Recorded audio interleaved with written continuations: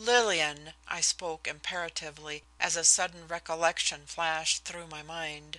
"Was I delirious, or did I hear Mr. Gordon exclaim something very foolish the night of my accident?" She looked at me searchingly. "He said, 'My darling, have I found you only to lose you again?'" she answered. "What did he mean?" I gasped.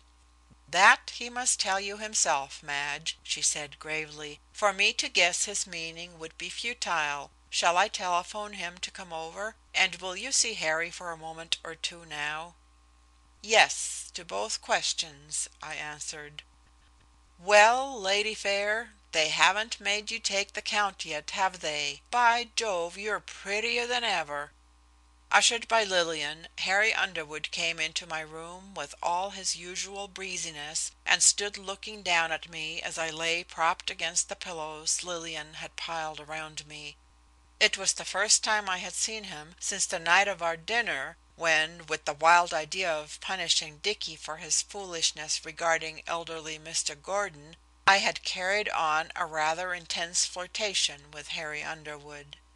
I had been heartily sorry for and ashamed of the experiment before the dinner was half over, and many times since the accident which interrupted the evening I had wondered, half whimsically, whether my dress catching fire was not a judgment on me. I had deeply dreaded seeing Mr. Underwood again, but as I looked into his eyes I saw nothing but friendly cheeriness and pity. Lillian drew a chair for him to my bedside, and for a few moments he chatted of everything and nothing in the entertaining manner he knows so well how to use. "You may have just 3 minutes more, Harry," Lillian said at last. "Stay here while I go down to the telephone. Then you will have to vamoose. Mr. Gordon is coming over and I can't have her too tired." Her husband gave a low whistle, and I saw a quick look of understanding pass between him and Lillian. I did not have time to wonder about it, however, for Lillian went out of the room, and the moment she closed the door he said tensely: "Tell me you forgive me. If I had not teased you that night you would not have moved toward the fire, and your dress would not have caught. Why, you might have been killed or horribly disfigured.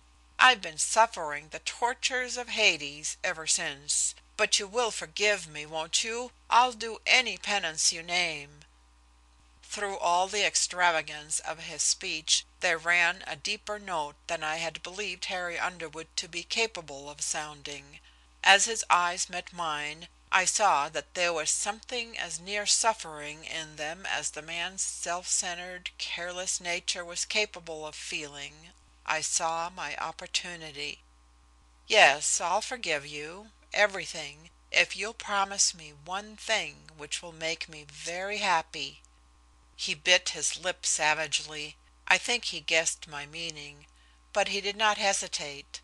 "Name it," he said shortly.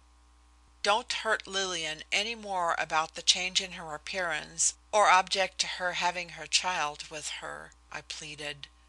He thought a long minute. Then with a quick gesture he caught my uninjured hand in his, carried it to his lips and kissed it, then laid it gently back upon the bed again.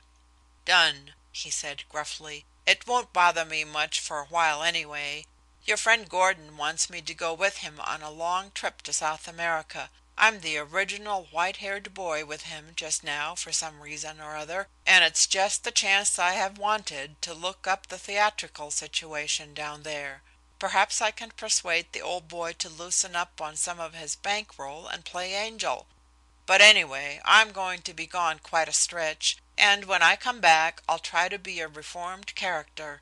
But remember, wherever I am, me 'art is true to Paul." He bowed mockingly with his old manner, and walked toward the door, meeting Lillian as she came in. "So long, Lil," he said carelessly. "I'm going for a long walk. See you later."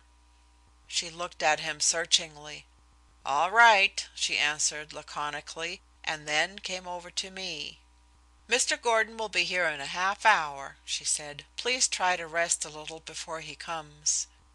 She lowered the shades and my pillows, kissed me gently, and left the room. But I could neither rest nor sleep. The wildest conjectures went through my brain. Who was Robert Gordon, and why was he so strangely interested in me? Chapter 39.